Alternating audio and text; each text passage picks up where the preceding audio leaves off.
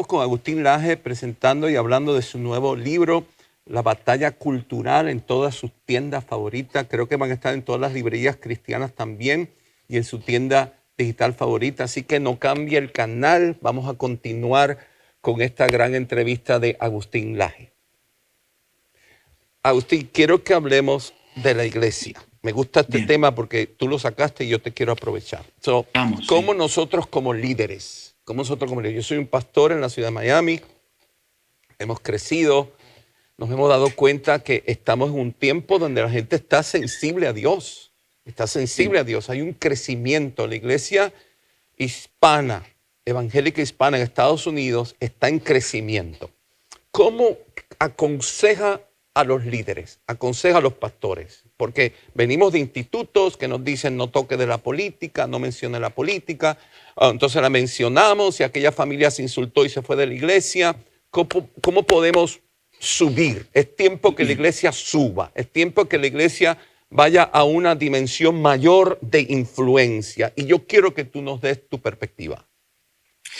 Bueno, yo la experiencia que tengo de haber ido a muchas iglesias de la región, realmente muchas y muy grandes algunas de ellas, he ido desde chiquitas, medianas a grandes, veo que hay mucha sed de formación de la gente que va. La gente concurre a mis conferencias con una libreta, con una pluma, con un bolígrafo y se la pasan tomando notas y mis conferencias no son muy cortas, estamos hablando de eventos que a veces duran 3 horas y se quedan ahí, toman notas, se empoderan porque por ejemplo, a la hora de hablar con un hijo, el padre necesita primero educarse a sí mismo. Yo no puedo dar lo que no tengo. Yo primero tengo que educarme sobre lo que está pasando para advertirle a mi niño de los peligros que hay allí afuera. No aislarlo de la afuera, sino enseñarle a vivir allí afuera. Entonces los pastores, por ejemplo, hay muchos que están haciendo un trabajo fenomenal cuando además de las prédicas incorporan en sus iglesias espacios para la formación cultural, social, política, ciudadana. Eso es un rol para mí fundamental y que la gente está pidiéndolo cada vez más. Ujú. Así que yo tengo esperanzas de que en el futuro más que próximo, cada vez veamos más en las iglesias estos espacios para la formación. Y lo podemos hacer, Agustín. Antes había una orden ejecutiva que si nosotros desde el altar, pues hablábamos temas de político o expresábamos nuestra posición, pues nos amenazaban con quitarnos el permiso de no pagar atributos. Las iglesias en Estados Unidos no pagan lo que son los taxes. Sí, Pero gracias al presidente Trump, que eso fue algo que él prometió, él nos lo prometió y él lo hizo, él quitó esa orden ejecutiva y hoy en día yo puedo hablar de mi altar, mi posición política, yo puedo instruir a mi pueblo y educarlos por qué votar, por qué no votar. Y lo que tú mencionaste, Agustín, no podemos guiarnos porque las personas hablan muy bonito no. y porque las personas nos ofrecen cupones de alimento o nos ofrecen cosas para quedarnos en nuestra casa y no trabajar. No podemos votar por eso.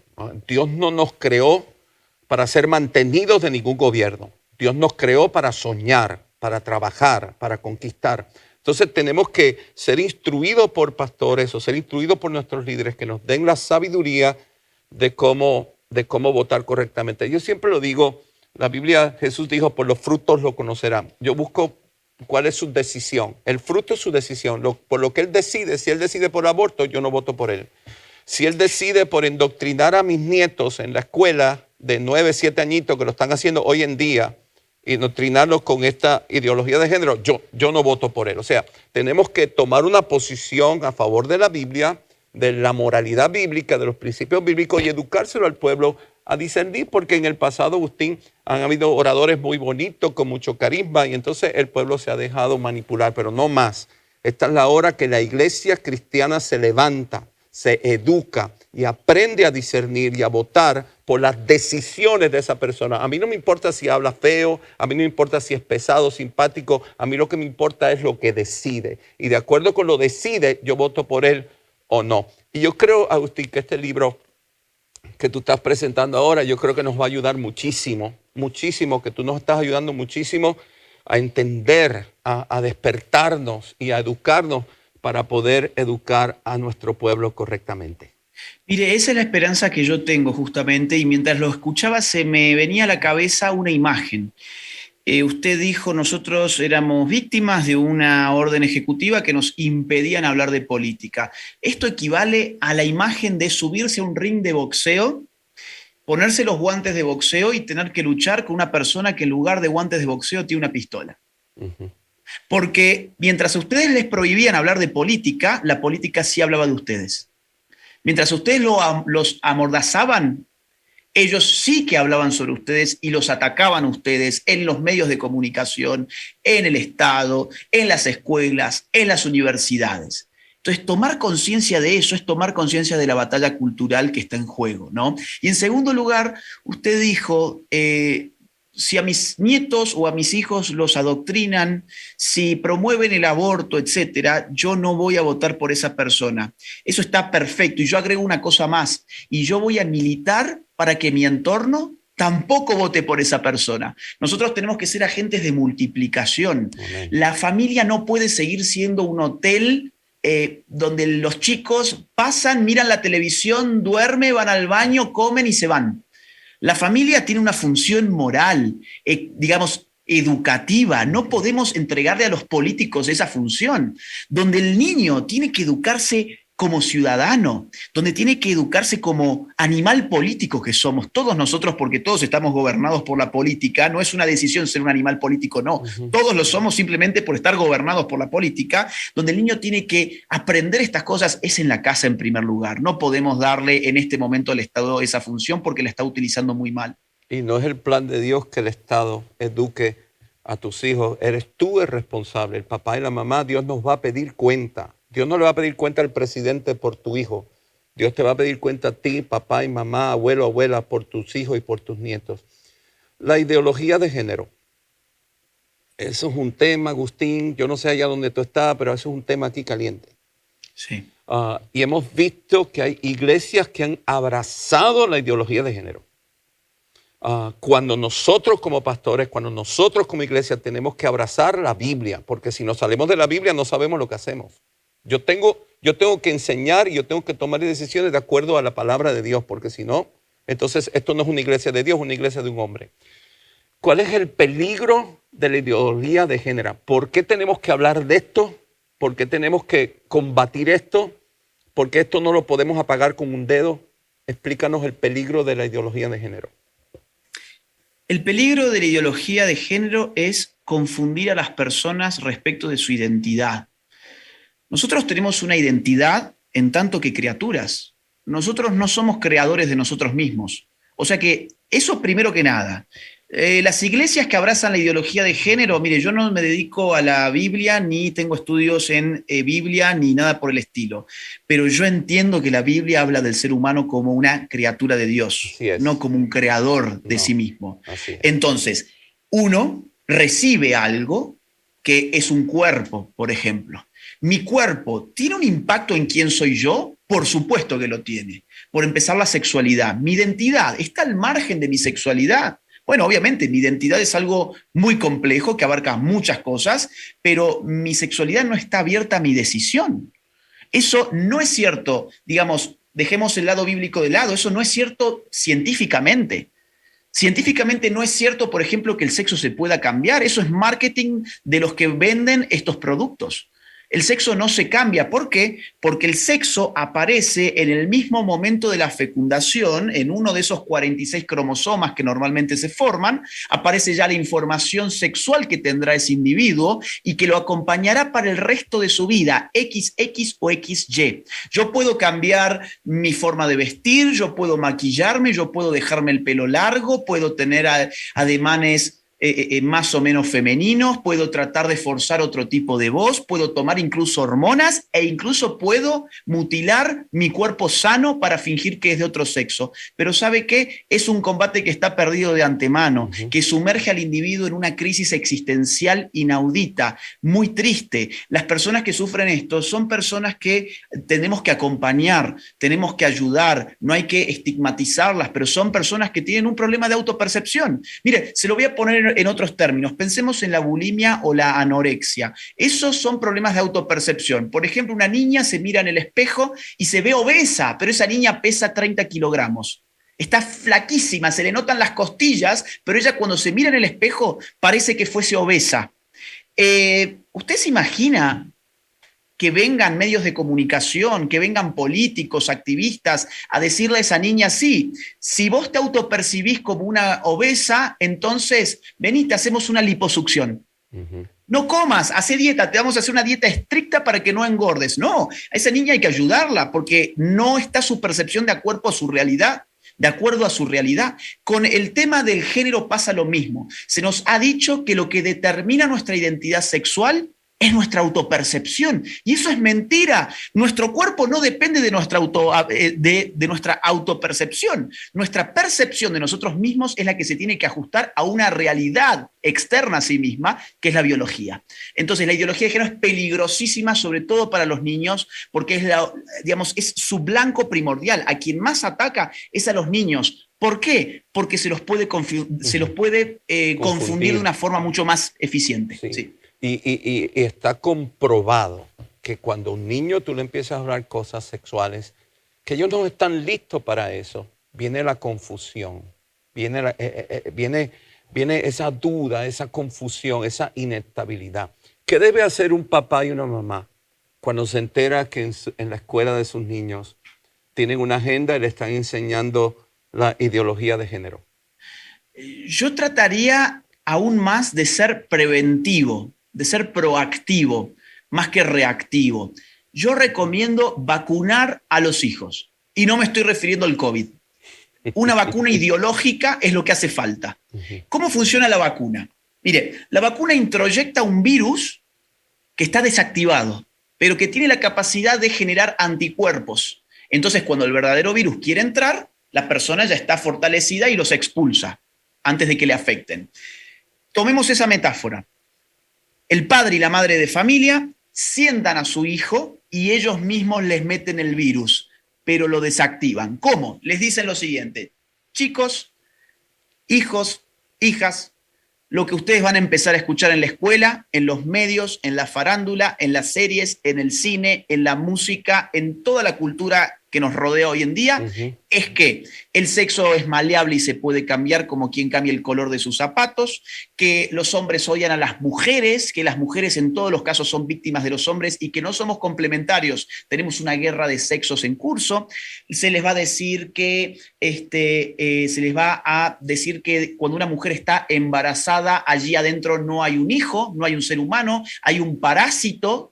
Hay un saco de células que podemos matar. Le vamos a decir además que matar a ese saco de células va a liberar a la mujer. Todo eso van a empezar a escuchar en todas partes. Ahí que hice le metí el virus, pero ahora se lo desactivo. La verdad es esta y esta otra. No caigan en esas manipulaciones. Ahí le desactivé el virus y quizás mis hijos piensen: ¿qué le pasó a mi padre? ¿Qué le pasó a mi madre? ¿Se volvieron locos? ¿De qué me están hablando? No importa, no importa. Cuando ocurra que un adoctrinador en la escuela les quiera meter esta basura en la cabeza, ahí se van a acordar: ay, esto me suena. Esto fue lo que me previno mi papá y mi mamá que iba a escuchar. Ellos tenían razón. Entonces los anticuerpos se movilizan y evitan que la ideología de género ingrese. Definitivamente que eso es algo que tenemos que hacer todos los padres, todas las mamás, y tenemos que hacerlo desgraciadamente desde que son pequeños. Desgraciadamente, sí. Porque la agenda de este mover izquierdista comienza en los niños pequeños. Usted va a los parques famosos, que no quiero mencionar el nombre, ahí está esa agenda. Usted va a las tiendas donde venden juguetes, ahí está esa agenda. Y en las escuelas, yo he tenido aquí en mi iglesia niños del 3er y 4º grado, 7, 8, 9 años, que los maestros y los técnicos de deporte le ponen videos y le ponen celebrando esa agenda de homosexualismo y esa agenda. Ahora son muchos sexos más. Entonces, gracias por ese consejo. Definitivamente es algo que tenemos que incorporar. Es algo nuevo en la familia. La familia tiene que evolucionar en el buen sentido de la palabra para poner esa vacuna y proteger a nuestras generaciones. ¿Cómo tú ves Latinoamérica? Tú que viajas tanto, Agustín, y hablas Uy, con tanta gente y vas a tanta universidad. Yo sé que la prensa te odia, yo sé que los moveres izquierdistas te odian, yo sé que la agenda homosexual te odia, yo sé que la prensa liberal te odia, pero yo quiero decirte, nosotros no te odiamos, nosotros admiramos lo que estás haciendo. Gracias, sigue adelante porque es muy necesario. ¿Cómo tú ves muchas gracias. Latinoamérica? Háblanos de Estados Unidos Ujú. hispanos y háblanos de Latinoamérica. ¿Cuál es tu percepción? Bueno, a ver, vamos a ponerlo así. América Latina está viviendo la segunda ola del socialismo del siglo XXI. Estos son tiempos críticos. Ujú. En el año 1990, Fidel Castro y Lula da Silva formaron el famoso Foro de San Pablo. Veían que la Unión Soviética se descomponía, de hecho se terminó de caer en diciembre del año 1991, y anticipándose a ese derrumbe, Fidel Castro convoca a todas las izquierdas de América Latina a formar un foro, el Foro de San Pablo. De ese foro, mire el éxito que tuvieron, miren qué bien que han leído el asunto, salieron muchos presidentes. Hugo Chávez, Nicolás Maduro, Lula da Silva, Dilma Rousseff, Evo Morales, Tabaré Vázquez, Pepe Mujica, Rafael Correa, Ortega en Nicaragua y algunos otros más en la región. Impresionante. Ahora, impresionante, impresionante. En un contexto además posguerra fría. Eso se llamó socialismo del siglo XXI. ¿Qué ocurre? En el año 2015 hubo un grupo de países que le hicieron frente al socialismo del siglo XXI. A mi juicio, de una forma un poco tibia, pero le hicieron frente, que fue Perú, Colombia y Chile, que formaron lo que se llamó el Grupo de Lima. El Grupo de Lima enfrentó el Foro de San Pablo. Y ahí pareció que el socialismo del siglo XXI se desmoronaba también. Ganó Macri en Argentina y se fueron los Kirchner. Ahí hay dos nombres también importantes vinculados al Foro de San Pablo, Néstor Kirchner y Cristina Fernández de Kirchner. Llegó Macri a la Argentina, el piñerismo en Chile, los candidatos de Uribe ganaron en Colombia. Parecía que todo más o menos, incluso en Ecuador, Lenin Moreno traicionaba a su jefe político Rafael Correa. Entonces, parecía que ya era el fin del socialismo del siglo XXI. Ahora, la izquierda se volvió a agrupar, pero esta vez en Puebla, México. Y allí en el año 2019, en el mes de julio, se creó el Grupo de Puebla. En octubre de ese mismo año ya teníamos las revueltas chilenas, que terminan en una convención constituyente. Tenemos las revueltas en Ecuador, indígenas. Tenemos las revueltas en Colombia en noviembre de ese mismo año y tenemos las revueltas en Perú. Resultado final, en Chile, convención constituyente, destrozaron el sistema chileno y ganó finalmente un comunista como Boric. En Perú ganó un maoísta como presidente de la nación, Pedro Castillo. En Colombia está encabezando las encuestas un comunista ligado a las guerrillas, como es el caso de Petro. En Argentina volvieron los Kirchner. En México, López Obrador con su populismo socialista. Entonces, ¿qué pasa con la región? Se ha corrido muy rápido hacia las izquierdas. En Mucho. Brasil vienen las elecciones ahora y Lula da Silva, el corrupto Lula da Silva, está libre y promete hacer una elección muy fuerte en Brasil. Entonces, es un momento crítico para la región, pero hay motivos de esperanzas. Esos motivos son con que los sectores cristianos están tomando cada vez más protagonismo político, ya han empezado a despertar masivamente y se están formando incluso partidos políticos nuevos. Sí, ¿Quién? ¿Los sectores? Los sectores cristianos. sí, los sectores cristianos están tomando roles políticos cada vez más claros en muchos países. Y Brasil tú, es el ejemplo más claro. y tú mencionas eso como es un punto de Esperanza. esperanza. Ajá. Eso a Continúa. mí me da esperanza.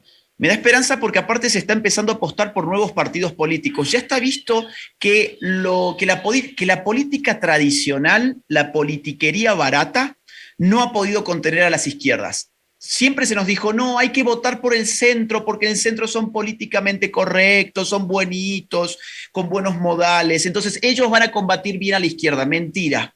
Se izquierdizó en un segundo toda la región. Entonces, ahora se está apostando a nuevos partidos políticos. Tenemos el caso de, por ejemplo, me salgo de la región, pero vamos a ver Vox en España. en solo 5 años se convirtió en la tercera fuerza nacional y en las encuestas actuales para las elecciones de este mismo año está midiendo muchísimo más que antes. Javier Milei en Argentina, con un partido político en tan solo un año, quedó tercero en la capital federal y hoy es la imagen política con mayor alza de su imagen popular en todo el país. Fíjese usted, José Antonio Kast en Chile quedó segundo en las elecciones, una persona que habitualmente aparece octavo en las encuestas, pero que es de derecha de verdad. Lo mismo Javier Milei, lo mismo Vox. O, por ejemplo, piense el caso de Perú. ¿Quién quedó tercero en las elecciones? Rafael López Aliaga, una persona bien conservadora, con valores muy claros, un outsider de la política además. Entonces yo, con un partido totalmente nuevo, y ahí entraron líderes cristianos, pastores cristianos, como Milagros Aguayo, entraron como congresistas del Perú. Muy buena, Milagros, entonces, buenísima. Buenísima. Entonces, fíjese, si se puede hacer estas cosas bien, hay que dedicarles tiempo y cabeza. Y acá en Estados Unidos estamos viendo un movimiento de muchos pastores que han perdido el temor y el miedo y se están involucrando a confrontar los tronos, a expresar su opinión y a educar a su congregación a votar sabiamente. Y para nosotros los cristianos, Agustín, no debe ser tan difícil. Nosotros tenemos la Biblia, vamos a votar de acuerdo a la palabra de Dios. Si la Biblia dice que el matrimonio es un hombre y una mujer, ¿por qué vamos a ir en contra de Dios?